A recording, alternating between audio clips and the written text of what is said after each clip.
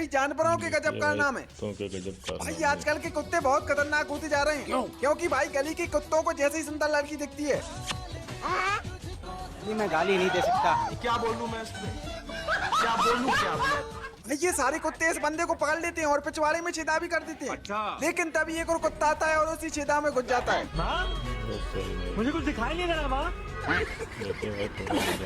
अब भाई ये बंदा इस बतख को आंख बता रहा था।